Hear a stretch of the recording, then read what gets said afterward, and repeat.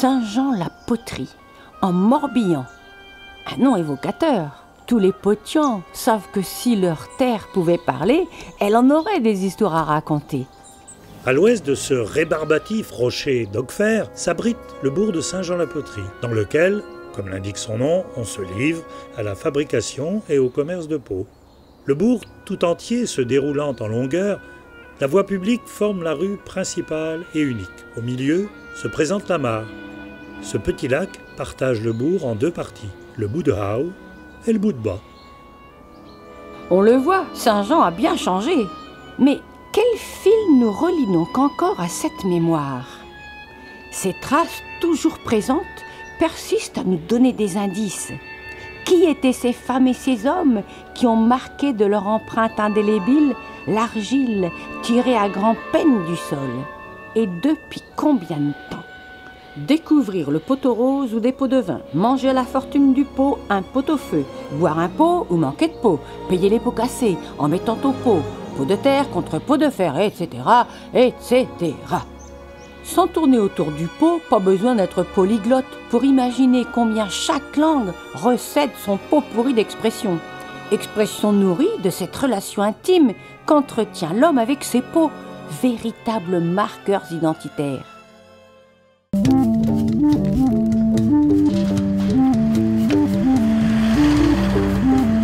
Et en fait, c'est extraordinaire ce que j'ai vu. Donc j'ai contacté mes collègues du CERAM, Sébastien Daré et Alain Trist.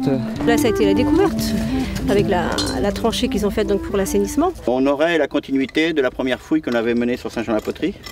C'est-à-dire la continuité, nous étions arrêtés à la fin du 13e et là on serait plutôt au 14e.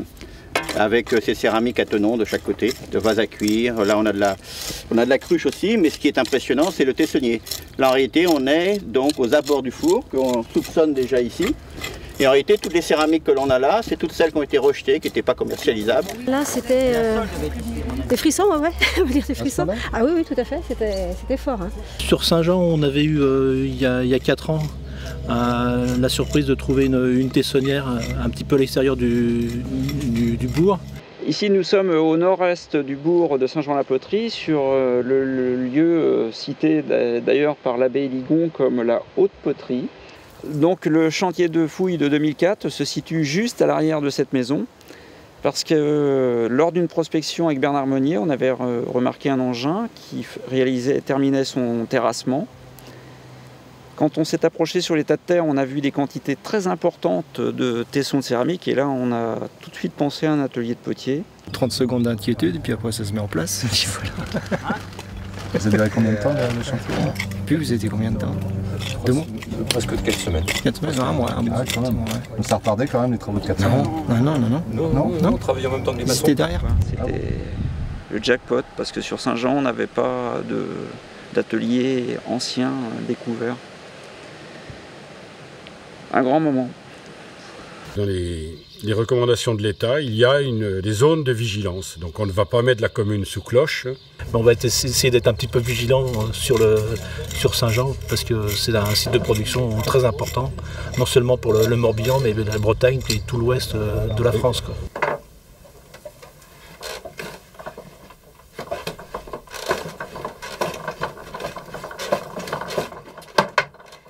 Tu te rends compte qu'il y avait 96 familles de potiers dans la montée du bourg, dans ce qui est actuellement la rue des Potières. Il y en avait dans la Grand Louise, il y en avait 15. Sur la poterie, plus la Grand Rue, donc ça fait presque 60. Et puis, dans le quartier en bas, là où il y a les restes de la faïencerie maintenant, dans ce petit quartier-là, il y en avait quelques-uns. Donc tout était concentré quand même dans un territoire très, très restreint. Cette aristocratie des Potiats, dont les seigneurs de Rieux avaient contingenté la production saisonnière et qui, la veille de Noël, faisait hommage à son suzerain dans la chapelle Saint-Jacques d'une livre de poivre, avait fini en quenouille. Quelques femmes s'étaient obstinées contre toute évidence, des veuves et des demoiselles. Le mot d'une de ses entêtées, Julienne Jagut, prenait une valeur prophétique. L'ouvrière manquera avant la terre. et elle souriait dans sa moustache. Ah, dame, on n'a pas toujours les mains propres à manier la terre. Nos jeunesses préfèrent le linge blanc, les beaux tissus. Si c'est pas pitié. Dans une dizaine d'années, plus personne ici ne fera de poterie. La vie familiale se restreignait à des petites maisons et on les devine encore quand on se promène dans la Grand Louise ou par les arrières dans le cul de ville, comme on dit. Dans mon petit jardin, il y avait une masure, il y avait plein de cailloux dont papa s'est servi pour construire sa maison et faire ses murs et remblayer. Et puis là, voilà, cette masure. Ouais. On voit le pan de cheminée. Voilà. Là, c'était l'emplacement de la maison de potière. Je ne sais pas, il y avait quelque chose là, puisque il y a toujours des pots. On en trouve, j'ai l'impression que ça ressort de terre. Ça, c'est le bas. Là. Et ça, c'est les traces justement des doigts. On est allé récemment voir Désiré Alliot, 90 ans, et donc qui était fille de potière et fille de marchand de peau. On disait que les potières, elles avaient ça le caractère. Oh non. Non, tout le contraire, elle était à la bonne flanquette. Bon, ça, ils ne sortaient pas beaucoup, les potières, ils étaient tout le temps au boulot, hein, pratiquement. Hein. Bah, des potières avant, bah oui, il y en avait partout là. Vous les avez vus travailler? Ah, moi, je les ai vus travailler, bien sûr. Et il y a 2000 ans, ils devaient travailler de la même façon, avec un bout de bois, un tour, c'est tout ce qu'elles avaient. Il y avait Marie de Salou, les petites Maillons. D'un nom de Colette, Madame Thérien. Il y avait Marie-Julotte, Larnotte. Une des derrière, ça doit être Georgienne Végu. Hein. Effectivement, on l'appelait la bourgeoise. Parce qu'elle était toujours un petit peu... je sais pas, elle essayait de jouer la bourgeoise, mais enfin... Pour elle, nous étions un bonheur. Parce que on était des petits-enfants, alors on était choyés et on allait les voir, on allait chez elles. Chacun votre tour, vous allez mettre votre feuille au milieu et puis dire en quelques mots.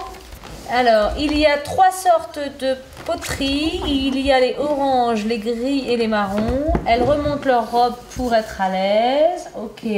Ceux qui n'ont pas vu, je vous passe. C'était une roue de charrette avant. En fait, elles l'ont pris pour faire... voilà, elles l'ont mis par terre. Elles sont installées dessus et avec un bâton, bah, elles tournent. Elles servaient de roue de charrette.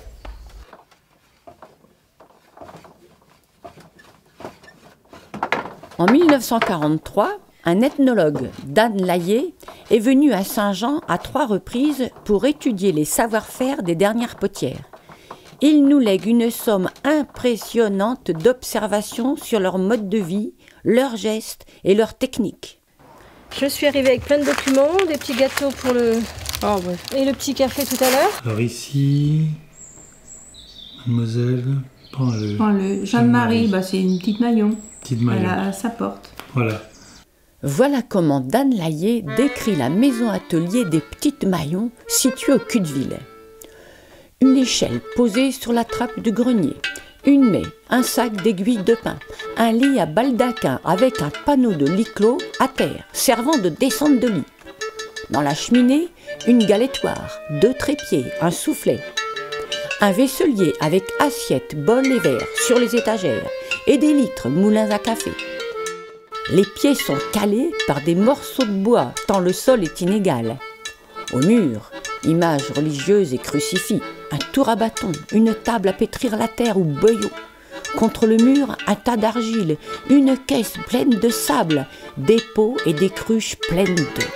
Et Saint-Jean-la-Poterie a la meilleure argile de France. Vous aviez des argiles pures qu'on trouvait sur la ligne des fosses, là. Et alors on pouvait l'employer, je sais pas moi, c'était mis dans un tas, peut-être 6 mois après. Et les argiles plus sableuses, disons, moins élastiques, moins pures, se trouvaient justement vers les sabliers. Même, il mettait un tas de lys, même dans la maison. Et il la foulait, il fallait que c'était foulé. Il la foulait avec leurs pieds. Ils faisaient des totins de lys qu'ils amenaient dans des ceux. Il fallait fouler la terre à la main, ça n'était pas les machines. Hein. Il fallait qu'on tire sur une tablette, la tire à mesure. Pour faire une centaine de pots et pétrisser la terre pendant 2 ou 3 jours. Quoi. Tu mouillais, allez hop, tu mettais du sablion, tu tournais comme une motte de beurre. La roue était dans un coin. Dans une grande pièce. Oui, dans une grande pièce. Et puis allez hop, il était écarté là-dessus, et puis il m'a dit que je tourne. Comme une roue de charrette, ils avaient un bouton qui faisait ça. Et après, quand c'est bas, il lançait, il faisait ça après, il était machineux. Dans la roue, il y avait une encoche. Les potières de Saint-Jean-la-Poterie faisaient des pots sans fond. Et rapportaient le fond qu'ils appelaient culer les pots. Il fallait attendre un jour qu'ils sèchent pour en faire le fond. Il fallait les faire et puis après les finir, mettre les oreilles et le dessous du pot. Les pots fondaient dans le sens de la longueur, s'ils séchaient trop vite d'un côté. Ils appelaient ça ébeauter. Un homme s'est marié avec une de ces 3 femmes qui s'appelait Renotte. Il avait essayé de tourner. Et c'est le seul homme qui a tourné à Saint-Jean-la-Poterie. Mais comme il était maladroit, il l'avait mis à faire des petits poêlons avec la queue, là. Si bien que son nom lui est resté José des Poilettes. Il n'y avait rien d'artistique dans la fabrication des potières de Saint-Jean. J'en ai jamais vu une faire autre chose que du classique, de pot à lait, des écuelles et des bâchets comme ça. Parce que les potières de Saint-Jean ne travaillaient pas beaucoup. Il y a des potières qui ne faisaient certainement pas 100 pots par an. Des fois, il y avait des gens qui leur demandaient des pots de plus fantaisie, quoi. Et alors, c'était... ils m'envoyaient ça chez mademoiselle Savette, la Jagule, là. Et ben, souvent, elle en faisait faire pour des gens qui lui demandaient. J'en ai un, justement, que mademoiselle Savette avait peint, les bateaux blancs et le fond bleu. Chacun avait son four, en fait. Ah oui. Ben, à l'Arlandais, je vois qu'il y avait 2 fours à l'Arlandais. C'est là que Rorette, quand il est venu, c'est là qu'il avait commencé. Mais attends, on est sur le four pour l'instant. Attends, il y a celle-là. Oui, mais attends, il y en a une autre où on voit mieux. Oui, et puis les rues Chaduchêne qui étaient là. Et puis le virage ici, le four, en fait, il était là. Ici. À quelques mètres près, c'est ici qu'a eu lieu la dernière cuisson des fours dans les années 40. Le dernier qu'on a vu marcher, c'est sur le Paty, là, quoi. Il y avait le four des 2 jours aussi, à la Grand-Louis. Donc c'est le dernier four vivant, entre guillemets, de Saint-Jean-la-Poterie. Le dernier construit au début du siècle dernier par la famille Alliot. Et ma belle-mère qui avait construit ça. D'accord. Mais il y avait un pilier, comme les autres d'ailleurs, un pilier central. Oui. Et après, ça faisait comme des rayons de soleil. Comme c'était en briques, en pierre, je sais pas quoi. En granit, hein. Oui. Et là-dessus, ils posaient les pots. Il y avait des passages pour que les flammes passent pour cuire les pots, quoi. Combien on en mettait dedans? Oh, de 70, douzaine par là, oui. Peut-être. Déjà une journée, une bonne journée, à 2 femmes pour empiler les pots. Des tôles et tout, de façon que ce soit tout recouvert. La pile de sapin était là, soit en tas, soit dans en tas. Il fallait bien les décharger. Les hommes allaient chercher la pile de pain, bon, l'hiver commençait au mois d'octobre et tout. Mois de novembre, décembre dans la neige. Le brocard, qui s'appelle ça. Bien noté. Ouais. Un brocard. Ça servait à... Hein? Ça servait à quoi? Secouer la pile de pain dans le four. On n'allait pas au pot, non. On n'a pas le droit. C'était trop dangereux. Ça les étincelles, ça volait. Hein. En comptant tout, il fallait bien 1 heure, un quart. En 1 heure, un quart. Alors que tous les petits de France savent qu'il faut 10, 12 heures, 14 heures pour faire une cuisson. Ah, ils étaient habitués. Hein. Alors, ils voyaient bien comment ça sortait. Hein. Quand ça éclatait, il y a des petits qui disaient « Oh là là !» quand il y a qu'un peu de thé. J'étais florissante dans les années 20. J'ai ma belle-mère qui habitait Saint-Nicolas-de-Redon. Elle me dit que le dimanche, il venait souvent en promenade à la poterie acheter des pots. Il y avait un genre de coopérative qui était tenue, qui ramassait les pots de toutes les potières, qui était tenue par les Bucas Alliot. C'était le père Adédé. Comme par exemple, ils avaient, je ne sais pas comment, comme je vous dis, 5 ou 6 potières là. Eh bien, ils payaient les pots, puis c'est tout. En partant de Saint-Jean-la-Poterie, en passant par Vannes, Hennebont, où il était très connu, jusqu'à Brest. Vous vous rendez compte, avec une charrette bleue. Une charrette bleue, mais très très longue. Moi, j'ai vu des potières me dire « Ah, mon pauvre gars, on partait de la poterie avec nos garçons, quelquefois, ceux qui étaient un peu plus grands.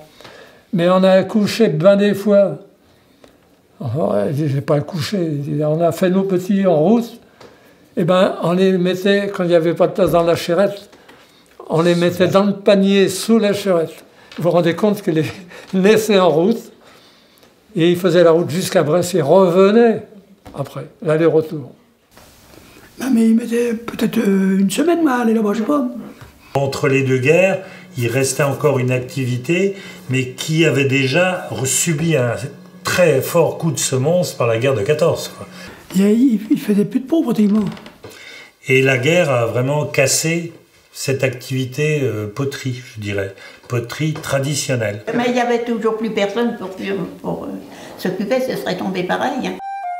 Dans l'ombre des Venelles, un jeune citadin de Vannes s'est mis à parler de résurrection. À partir de 1942, à Saint-Jean-la-Poterie, est venu un monsieur, et ce monsieur il s'appelait Monsieur Roret. Dès que vous voyez un morceau Saint-Jean RR, les années 1940, Robert Roret. Et les dernières potières, c'est elles qui ont appris aux jeunes de l'époque, en 41-42, à tourner pour pouvoir refaire une activité poterie à Saint-Jean. Oui, j'ai été mis en face à un monsieur que je ne connaissais pas, qui s'appelait Robert Roret, quoi. Et il m'a expliqué qu'il venait à Saint-Jean pour rénover le métier des vieilles potières. Elles sont mises à hurler, bien sûr. Et alors, on va prendre des jeunes, ils ne sauront jamais rien foutre. Elle parlait à langage un patois infernal. On a été contacté par un réseau de résistance. Et je me demande si M. Roret n'est pas venu pour ça. C'était simplement une couverture. En 1944, une rafle allemande démantèle le réseau de résistance. La ferme du Plessis-Limur est entièrement dévastée. Roret a dû partir vers fin mars en mission à Nice. Moi, j'ai été démobilisé le 30 octobre 1945 à Tarbes. Juste après-guerre, Robert Roret et Raymond Chemin décident de reprendre l'atelier de poterie. Si les anciennes potières accompagnent encore un temps l'aventure, il faut désormais répondre au goût nouveau de la clientèle pour la vaisselle décorée. On avait essayé de faire d'inventer une faïence. C'est-à-dire les premières assiettes qui ont été faites à Saint-Jean, que j'ai un service complet à Saint-Jean, a été fait en mélangeant du kaolin et de l'argile de Saint-Jean-la-Poterie. Ce qui faisait, au lieu de faire une argile rouge, c'était une argile maïs un petit peu. En 1947, un atelier est construit sur l'emplacement de la ferme de la Bourdonnais.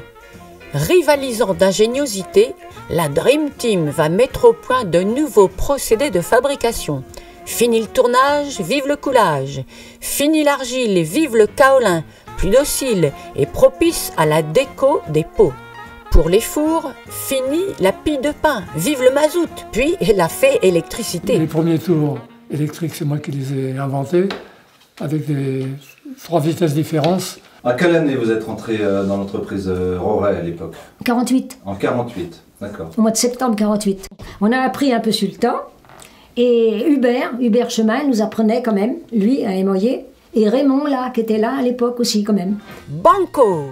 La production va considérablement s'étoffer, scandée par la valse des patrons. Jean Rouillard succède à Robert Roret en 1952, lui-même remplacé en 1960 par Henri Merlet. On compte jusqu'à 40 décorateurs sur une centaine d'ouvriers, guidés de main de maître par des Kergoat Duchesne, Roland Belloche ou Tony de Serran. C'est l'âge d'or de l'AOC Saint-Jean de Bretagne. Alors là, Pierre, on est dans votre... Alors là, on est dans le grenier. Tout ce qu'il y a ici maintenant que je vais vous montrer, c'est les pièces de Saint-Jean. Alors ici, vous rentrez dans une partie. Alors là, j'ai fait l'atelier. L'atelier, là, c'est ce qu'il y avait quand je suis arrivé. Et vous êtes rentré quand à la faïencerie de Saint-Jean? En 57. Et voilà, et on partait comme ça. Et quand on arrivait, vous voyez, il y a encore un petit quelque chose, mais... Et puis vous voyez, hop. Après ça, vous vous mettez à votre place, puis vous voyez, vous travaillez. Donc cette collection-là, vous m'avez dit, vous avez à peu près 5000 pièces? À peu près 5000 pièces. La création est de cette pièce. Et l'autre, après, c'est sur la fin. Bon, sur la fin, on s'est amélioré, donc vous voyez, on a grossi. Il y a des pièces qui vous font envie que vous n'avez pas? Oui, effectivement. D'ailleurs, vous voyez, quand vous commencez votre collection, vous trouvez du 5061 de cette façon. C'est une belle pièce, ça vaut cher. Moi, je l'ai payé, effectivement, je l'ai payé 62. Euros. Bon. Il y aurait tant à dire sur la faïencerie de Saint-Jean, cette ruche bouillonnante de gaieté et de passion. Ça, c'est un Chantal numéro 1. Le décor, c'est du 3060. C'est une classe déjà riche, parce qu'il y a la 1, la 2, la 3, la 4, la 5, la 6. Eh bien, je prenais le pot comme ça, je roulais, vite fait, je roulais au bout comme ça. Et puis alors, je le pendais au bout de mon bras. Et alors, déjà, une personne que j'avais, une jeune auprès de moi, qui le prenait quand l'émail était sec. Oh ben oui, mais maintenant, ça ne serait plus le moment. Hein. Merlet avait mis des femmes à faire en fourner dans les fours électriques, tandis que dans le four tunnel, ça pouvait... Ah non, les femmes n'auraient pas pu, les chariots, il fallait les pousser dedans. Ah ouais. La faïencerie de Saint-Jean est victime de son succès. Malgré une main-d'œuvre devenue experte, le temps passé à la riche décoration des pièces rend l'usine de moins en moins rentable. Alors je les ramenais quelquefois, il y avait des pièces urgentes. Je les entendais même qui disaient « Qu'est-ce que la vieille nous fait chier ?» En 1978, c'est la cabane sur le chien. Entre-temps, Raymond Chemin était parti sur d'autres chemins. Il reprend du service pour une toute autre production. Il a repris en principe moins de décorateurs, parce qu'il n'y avait pas besoin, oui. C'était des terrines et tout ça, il n'y avait pas besoin de tant de faforluches. Hein. Un dernier round qui se soldera par le terrible incendie de 1989, ravageant entièrement l'usine. Pour les potians, la potion est amère. Ça a été quand même un traumatisme. Ça clôt presque 50 ans d'activité potière intense et qui suivait une activité potière ancienne. Ben là, c'est Françoise Nourry qui est à émoyer, qui n'a pas à émoyer, elle est à décorer. Et ici, par exemple, il y a une décoratrice, mais je ne sais pas qui c'est. Je vais prendre Quelques anciens décorateurs de la faïencerie se sont retrouvés pour une commande très particulière. C'est plus facile de dire que c'est la pièce qui est pas bonne. Mais réellement, elle est un peu voilée aussi, hein, non? Sophie Blanchard a imaginé une sculpture monumentale, la Dame d'Élise, qui élira domicile au Cirque d'Élise. Ouais, bah, évidemment, tu vois, encore un pinceau. Le rouge, c'est toi qui as fait une création de cœur rouge? Oui. Elle souhaite y faire figurer en bonne place les anciens motifs qui ont fait la gloire de Saint-Jean de Bretagne. Des taux non isolés, je vous dis pas, l'été faisait 45 là-dedans. Et l'hiver, vous dégelez vos peintures. Voilà, on passait 1 heure tous les matins à dégeler les peintures. Roland Belloche et ses anciens compagnons ont donc accepté de reprendre leurs pinceaux, comme au bon vieux temps. Il est carré. Ouais, non. Tu as les carrés aussi, mais tu vois, ça c'est pour faire les bancs. Là, ça c'est les pinceaux à bancs. Ça c'est les pinceaux à bancs. Ah ouais, excuse. Et voilà, Danette. JD. J'étais vachement surpris de retrouver des fours à cet endroit-là. Ça veut dire qu'il y en a sûrement d'autres dans le bourg de Saint-Jean. Hein. Nous, on n'avait pas la connaissance en fait d'un passé aussi important, oui. Parce que nos parents et nos grands-parents surtout nous ont raconté tout un tas d'histoires, mais ils n'en faisaient pas quelque chose d'extraordinaire, alors que ça devient maintenant quelque chose quand même d'extraordinaire. D'avoir retrouvé ça, d'avoir... je trouve. C'est pas simplement de l'épandage. Et là, on a des formes qui sont sur des périodes 15-16. C'est très intéressant, c'est une belle découverte aujourd'hui.